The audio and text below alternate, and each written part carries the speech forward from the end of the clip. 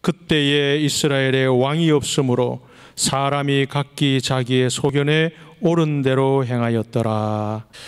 보라, 장차 한 왕이 공의로 통치할 것이요 방백들이 정의로 다스릴 것이며 또 그 사람은 광풍을 피하는 곳, 폭우를 가리는 곳 같을 것이며 마른 땅에 냇물 같을 것이며 곤비한 땅에 큰 바위 그늘 같으리니. 아멘.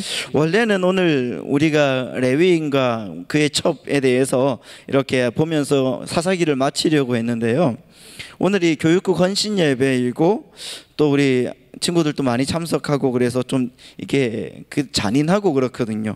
그래서 이건 다음 주로 미루고 오늘은 왕이 없었으므로 파트 1을 교육국에 맞춰서 헌신 예배에 맞춰서 나아가고 다음 주에 우리가 계속 나아가도록 하겠습니다. 여러분, 지금은 이제 우리 아이들이 다 컸는데 예전에 아이들이 어릴 때 아직 기저귀를 떼지 못했던 때가 있었습니다. 기저귀를 떼지 못했던 그때 제가 운전하는 차에 계속해서 악취가 계속 나는 거예요. 풍기는 겁니다. 문을 열어서 환기를 내도 그때뿐이고 악취가 계속 납니다. 방향제를 걸어두고 방향제를 막 뿌리고 막 이렇게 해도 여러분 막 심지어 역겹고 막 견딜 수 없는 그런 냄새가 막 나는 때가 있었습니다.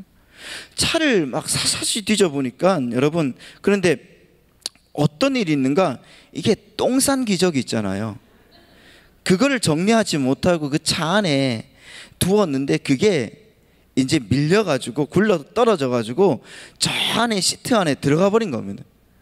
그러니까 그것이 계속적으로 냄새를 풍기는 겁니다. 여러분, 똥싼 기저귀를 제거하고 나니까, 그것을 드러내고 나니까 그제서야 그 냄새가 싹 멈추더라는 거죠. 원인을 제거하지 않고 원인을 그대로 둔 채로 아무리 그 위에다가 뭔가를 더 씌우고 뭔가를 덧붙이고 또 막 뿌려댄다고 해도 여러분, 그 악취는 절대로 멈추지 않더라는 겁니다. 여러분, 오늘 이스라엘 공동체의 그런 그 원인의 문제, 다시 말하면 가장 큰 문제가 사사기 제일 마지막에 등장을 합니다. 제일 마지막 절에 이게 한번 반복이 되고 있는데요, 여러분 25절 말씀을 한번 보도록 하겠습니다. 25절 말씀 보면 이렇게 나와 있습니다. 사사기 21장 25절 시작. 그때에 이스라엘에 왕이 없으므로 사람이 각기 자기의 소견에 옳은 대로 행하였더라. 이스라엘에 왕이 없다는 것이 그들에게는 가장 큰 문제였습니다. 왕이 없었어요. 그게 원인이었습니다. 정치적인 왕, 그들을 다스리는 왕이 없었다는 것이 아니라 여러분, 하나님의 말씀을 왕으로 삼는 그들의 영적인 문제가 가장 큰 문제였다는 겁니다. 하나님이 왕이시고 하나님의 말씀을 내 인생의 왕으로 모시고 살아야만 하는데, 그때의 사사시대에 이스라엘 백성들은 각각 자기의 소견에 오를 뿐대로 여러분 그렇게 그 소견대로 행할 뿐, 그 하나님이 그들에게 주셨던 그 율법의 말씀, 언약의 말씀은 절대로 인생의 가장 중심에 놓고 사는 법이 없었다는 것입니다. 그것이 여러분 이스라엘 백성들에게 근본적인 문제가 되었어요. 이 문제가 해결되지 않고 하나님의 말씀을 자기의 인생의 주인으로 섬기는 일이 도대체 여러분 제대로 세워지지 않고는 그 어떤 문제, 그 어떤 다른 문제, 그것을 해결하려고 해도 여러분 모든 것들을 해결한다 해도 사사가 아무리 나온다고 해도 그 사사는 여러분 결국은 미봉책에 끝나고 말더라는 겁니다. 그럼 여러분, 오늘 우리가 교육국 헌신 예배를 통하여서 또한 여러분들이 오늘 이 자리에 오신 여러분들에게 우리가 어떤 마음으로 하나님을 바라봐야 되고 왕이신 주님을 바라봐야 되겠는가, 이것을 우리가 한번 생각을 해보고자 합니다. 첫 번째는 여러분, 내 이름이 아닌 하나님의 이름을 높이는 사람으로 키워야 된다는 것입니다. 우리가 아이들을 키울 때, 우리가 하나님의 말씀으로 우리 자녀들을 키울 때 여러분 우리 다 같이 한번 읽어볼까요? 시작. 내 이름이 아닌 하나님의 이름을 높이는 사람으로 여러분 그 아이들을 키워야 된다는 것입니다. 중요한 것은 여러분, 우리는 용사로 키우고 싶어 해요. 우리는 왕으로 키우고 싶어 합니다. 그래서 여러분, 왕으로 만들고 용사로 만들고 그 어떤 이름에 걸맞는 사람으로 만들고 싶어 하지만, 중요한 것은 여러분, 하나님은 그것을 원하지 않는다는 것입니다. 그것을 원하지 않고 오직 하나님은 하나이신 하나님을 섬기고 그 하나님께 영광 돌리며 나아가는 믿음의 백성을 원하신다는 것을 여러분 기억하시기 바랍니다. 그 하나님의 은혜가 여러분 우리 가운데 넘쳐나야 되는데, 여러분 중요한 것은 우리가 피조물이거든요. 주님의 그 피조물은 자기가 자기 스스로에게 이름을 부여하는 사람이 아니라는 것입니다. 그걸 여러분 성경은 죄라고 말하고 있습니다. 그래서 여러분, 피조물에게 있어서 자기 자신이 스스로를 정의하려고 하거나 스스로의 어떤 미래를 설정해서 추구하거나 아니면 그 어떤 것 자체가 자기의 이름에 주는 그 모든 것들이 있다고 하면 그것은 여러분 죄라고 말하고 있습니다. 한 예를 한번 들어보면 성경이 여러분 인간 역사 전체의 죄악성을 원시적이면서 선명한 그림으로 표현해 놓은 게 뭐냐고 하면 바벨탑입니다. 바벨탑의 현장에서 그 자리에 있는 죄인들 전체를 스스로에게 이름을 주는 스스로에게 이름을 주는 사람이다, 이렇게 얘기를 하거든요. 여러분 한번 창세기 11장 4절 말씀을 한번 우리가 봤으면 좋겠습니다. 11장 4절 말씀을 보면, 자, 창세기 11장 4절입니다. 시작. 또 자, 성읍과 탑을 건설하여 그 탑 꼭대기를 하늘에 닿게 하여 우리 이름을 내고 온 지면에 흩어짐을 면하자 하였더니, 여기에 여러분 계속 보여주시기 바랍니다. 이름을 내다, 이렇게 말하고 있죠.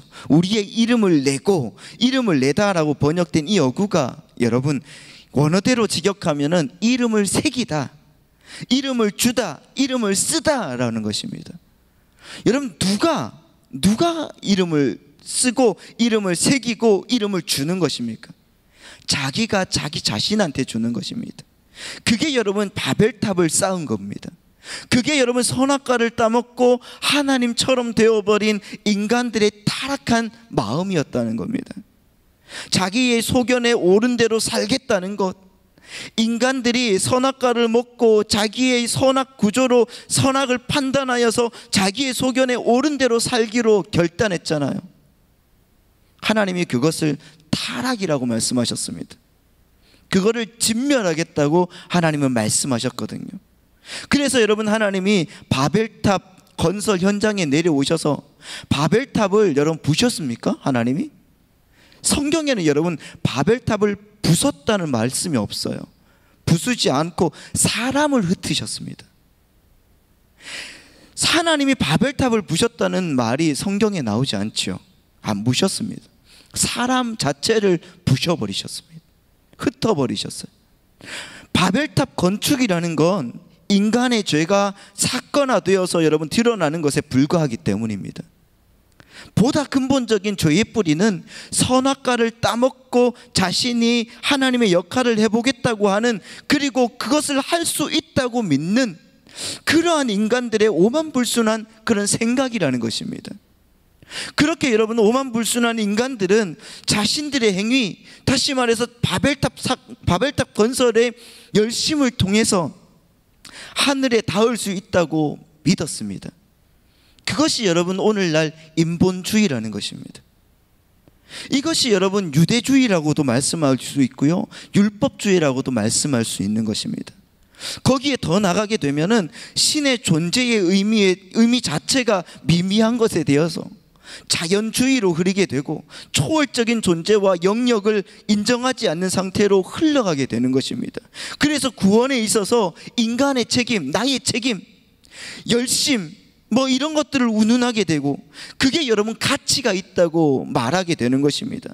그리고 그러한 열심과 노력이 가치 있는 것이라는 어떤 공덕 사상이 있거든요. 공덕 사상으로 반드시 빠지게 되어 있습니다. 여러분, 인간은 하나님이 두시는 장기판 위에 장기 말에 불과하다는 사실을 기억하시기 바랍니다. 그런 존재입니다. 장기판 위에 장기말은 절대로 스스로의 비전과 야망을 근거로 해서 움직일 수가 없습니다. 장기판 위에 졸이 지 마음대로 막 가서 왕을 딱 먹는다, 여러분, 있을 수가 없는 일, 그렇게 될 수도 없는 일입니다. 이겼다고 여러분 자기를 자랑할 수도 없고, 졌다고 스스로 비관할 수 없는 존재가 바로 인간이라는 것입니다. 왜냐하면 그걸 움직이는 분은 하나님이시기 때문입니다. 우리의 왕이시기 때문입니다. 인간은 자기의 존재성을 챙겨 가질 수 없는 존재라는 것을 여러분 믿으시기 바랍니다. 피조물은 그저 여러분 하나님이 하실 일을 몸으로 삶으로 표현해내다가 주님이 부르시는 곳으로 가면 그만이라는 겁니다. 그런데 여러분, 우리 교사의 사명이, 우리의 사명이 여러분 어떤 것인지를 한번 생각을 해보십시오. 우리는 계속적으로 말했던 것처럼 왕을 세우기를 원합니다. 한번 남자가 칼을 뽑았으면 무시라도 잘라야지, 용사로 키우기로 작정했습니다. 그래서 여러분, 용사가 되지 않고 교회 안에서 왕이 되지 못하면은 교회 안에서 별 볼 일 없는 사람처럼 취급을 하게 되어 있어요. 그런데 여러분, 정말 하나님이 우리가 용사가 되기를, 왕이 되기를 원하실까요? 그거는 둘째 문제라는 겁니다.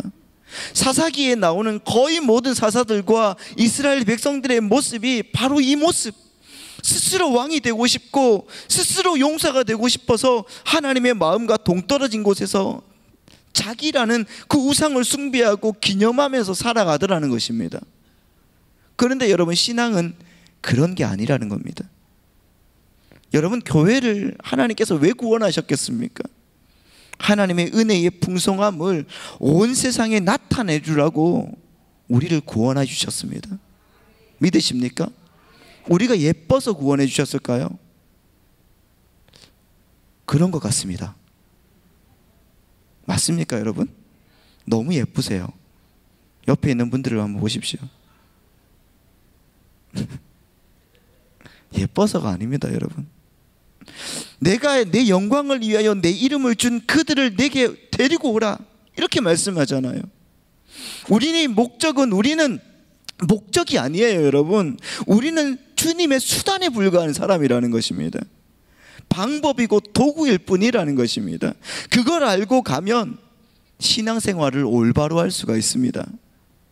여러분, 그렇게 해서 내가 진짜 흙에 불과한 인간이구나, 흙에 불과한 존재구나, 이것을 알고 가는 것. 그 선악과 먹으면 안 되는 거였구나, 그거 먹으면 이렇게 되는 거구나, 알고 가는 것. 우리는 여러분 그것을 가르치는 사람, 그것을 말해주는 믿음의 백성이 되어야 될 줄 믿습니다. 그래서 여러분, 하나님의 은혜가 필요합니다. 여러분, 우리들은 이 세상 속에서 그렇게 하나님 없는 어두움이 무엇이며 하나님 없는 지옥이 무엇인지를 배우고, 그리고 그렇게 살 수밖에 없었던 우리에게 하나님이 아들을 주셨다는 것이 얼마나 엄청난 사실인지를 여러분 배우고 증명하는 사람, 그리고 가르치는 사람이 되어야 될 줄 믿습니다. 그런데 여러분, 우리가 우리의 행위를, 우리의 소유를 조금 내놓고 이 세상에서의 구복과 또 내가 바라는 미래의 소원과 내가 원하는 천국과 내가 원하는 그런 구원을, 그것들만을 여러분 원하고 있지는 않습니까? 왕이 없으므로 자기 소견에 옳은 대로만 행하는 자가 아니라, 여러분 정말 주님을 믿고 주님을 따르기로 작정하셨다면 나의 왕은 주님이시라는 사실 기억하면서 오늘 또 한 걸음 한 걸음 주님과 동행하시는 여러분 되시기를 바랍니다. 두 번째는, 우리는 어떻게 살아야 될 것인가요? 안식을 주시는 왕이신 주님을 믿으며 살아가야 되는 것입니다. 우리 다 같이 한번 읽어보도록 하겠습니다. 시작. 아멘. 왕이 없으므로 자기의 소견대로 행한 사람들, 이 사람들을 한번 생각을 해보십시오. 그들은 왜 자기의 소견대로 행하셨을까요? 이유가 뭘까요, 여러분? 저는 이렇게 한번 생각을 해봤습니다. 위안이 없었기 때문이다. 정말 안식이 없었기 때문이라고 생각을 합니다. 그들에게 위로가 없었기 때문이라고 생각을 해요. 어떤 선배 목사님께서 하시는 말씀이, 우리 교회 부목사님들은 아니십니다. 오해하지 마시고 하시는 말씀이,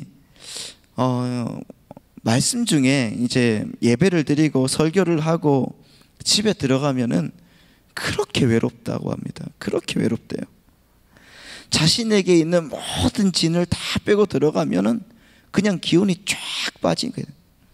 왜 그럴까 생각을 해봤는데, 그 목사님이 그러는 거예요.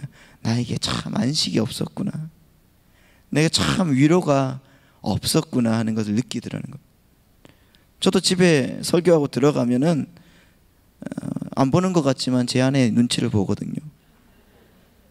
그러면 이 화상아 이렇게 눈치를 주면은 오늘 죽 썼구나 이렇게 생각을 하고, 여보 수고했어 그러면 오늘은 망했구나 이렇게 생각을 합니다. 그런데 여러분, 여보 수고했어 이렇게 하면은 그렇게 좋을 수가 없어요. 좀 망쳤다고 해도.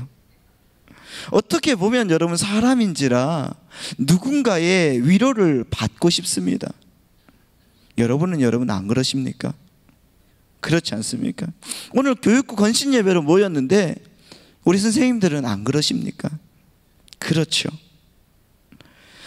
여러분, 사명이 아무리 많아도, 내게 사명이 아무리 커도 진짜 매일 그 사명이 물밀듯이 밀려오는 것이 아니잖아요. 여러분, 오늘 위로받고 내 삶이 안식이 있고 또 사랑을 받고 싶은 욕구가 우리 가운데 있습니다. 그런데 담당 목사는 그것도 모르고, 부서 교육자는 그것들 알지 못하면서 매일 나와서 기도해라고 하고 있고, 셀 친구들한테 전화해라, 신방해라고 하고, 그것만 하고 있으면 여러분 얼마나 힘드시겠습니까? 여러분 힘드시지 않습니까? 우리 교사들 모두가 힘내시기 바랍니다. 아멘. 그런데 여러분, 정말 중요한 것은 그 위로는 하나님 반드시 해주신다는 겁니다. 하나님 반드시 해주세요. 우리의 왕이 되시는 주님을 생각하면 여러분 반드시 우리 주님이 역사해 주시고 위로해 주신다는 사실을 기억하시기 바랍니다. 오늘 왕 되신 하나님을 생각하면서 이 말씀이 불현듯 생각났습니다. 이사야 32장 1절 2절 말씀입니다. 우리 다 같이 한번 읽어보겠습니다. 시작.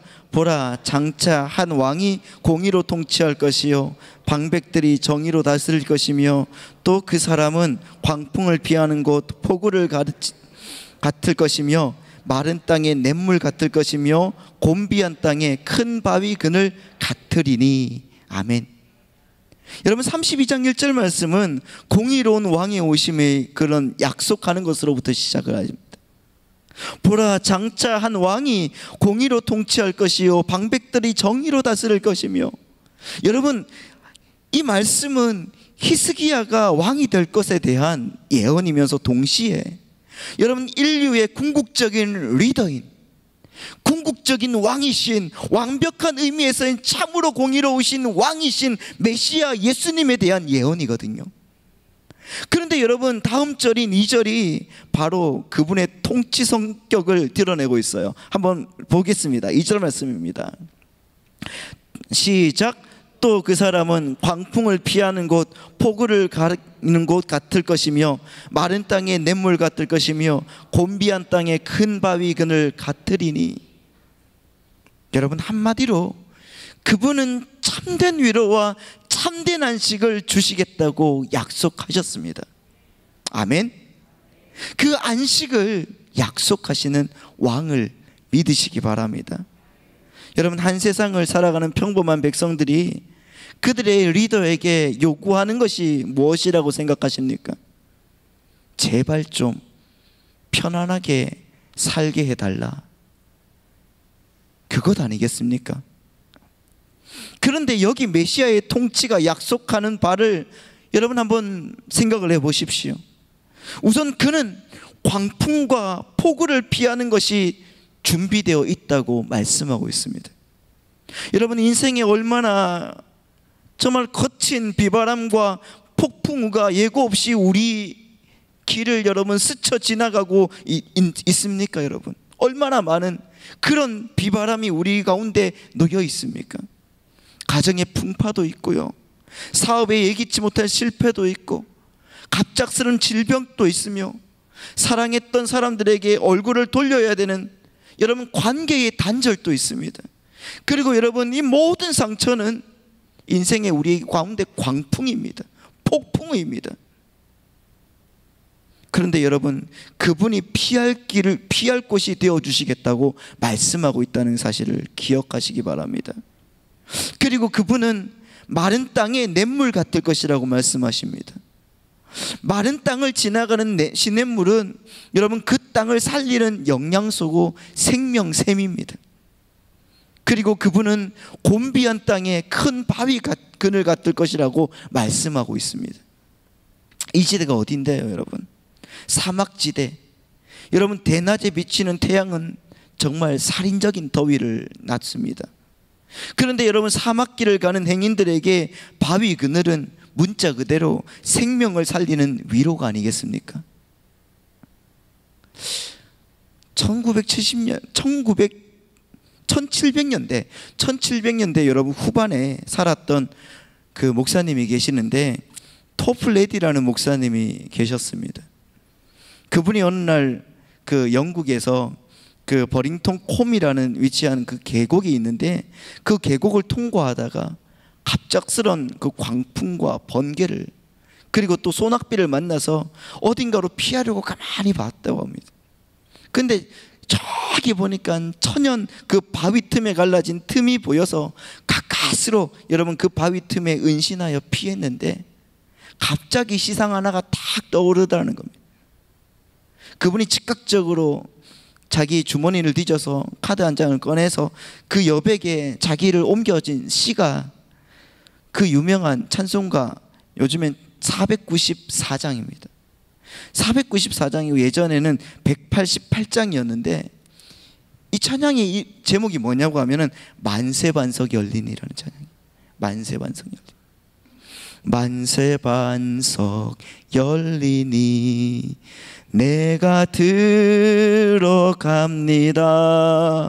장의 허리 상하여 물과 피를 흘린 곳 내게 효염 되어서 정결하게 하소서. 내가 공을 세우나 은혜 갚지 못하네. 쉼이 없이 힘쓰고 눈물 근심 많으나 구속 못할 죄인을 예수 홀로 속하네. 빈손 들고 앞에 가 십자가를 붙드네. 의가 없는 자라도 도와주심 바라고 생명샘에 나가니 나를 씻어주소. 살아생전 숨쉬고 살아생전 숨쉬고 죽어 세상 떠나서 거룩하신 주 앞에 끝날 심판 당할 때 만세반석 열리니 내가 들어갑니다. 아멘. 할렐루야. 여러분, 우리가 공을 세우지만 은혜 갚지 못합니다. 정말 우리가 쉼 없이 힘쓰고 눈물 금시 많지만은 구속 못할 죄인이 예수님 홀로 속해 주시는 거예요. 오늘 또 여러분, 우리가 이 모든 것들을 찬양하며 하나님께 나아가며 주님께 드릴 수 있는 믿음의 백성이 되어야 돼요. 여러분, 이 찬양을 부르면서 하나님 앞에 나아갈 때 여러분 정말 이 찬양이 얼마나 유명해졌냐고 하면은 영국의 그 알버트 왕자가 그가 죽어가는 그 침상에서 이 찬양을 불러달라고 했고요. 윌리엄 글라스톤 수상도 그의 장례식에 이 찬양을 불러달라고, 찬송을 불러달라고 유언을 남길 정도였어요. 인생의 마지막 길을 가는 그들에게 돈도 명예도 권력도 더 이상 위로와 소망이 되지 않는다는 겁니다. 그런데 여러분, 오직 예수님만이 그들의 반석이고 위로이고 안식임을 아는 겁니다. 그렇습니다, 여러분. 인생의 길에서 광풍을 만났을 때, 폭우를 만났을 때 누가 여러분의 위로와 안식이 되어 주겠습니까? 성경은 우리의 왕으로 오시는 메시아, 그분 예수 그리스도가 우리의 왕이 되어 주신다고 말씀하고 계십니다. 그분은 여러분 광풍을 피하는 곳, 폭우를 가리우는 곳, 마른 땅의 냇물, 곤비한 땅의 큰 바위 그늘, 그런 그 이름이 바로 예수, 우리 왕이라는 것입니다. 그분은 여러분 2000년 전에 이 땅에 우리처럼 인간의 육신을 입고 오셔서 친히 인생의 길을 가는 고단한 길을 우리의 삶을 체험해 보시고, 정말 여러분 이토록 무거운 삶의 멍에와 짐을 지고 허덕이는 우리의 모습을 지켜보면서 이렇게 약속하신 분이었습니다. 여러분, 마태복음 11장 28절 29절의 말씀을 보도록 하겠습니다. 다 같이 한번 읽어보겠습니다. 시작. 수고하고 무거운 짐진 자들아 다 내게로 오라. 내가 너희를 쉬게 하리라. 나는 마음이 온유하고 겸손하니 나의 멍에를 메고 내게 배우라. 그리하면 너희 마음이 쉼을 얻으리니. 여러분, 그러나 이 말씀에 의하면은 우리가 필요한 안식을 누리기 위해서는 우리가 할 일이 있다는 겁니다. 이 9절에서 여러분 두 가지의 명령을 하는 강조가 되어 있는데, 첫 번째는 내게로 오라는 것입니다. 여러분 주님께로 오셔야 되는 것입니다. 주님께 붙들어야 되는 거예요. 그리고 여러분 또 하나는 그분에게 배우라는 것입니다. 여러분 무엇을 배워야 되는가?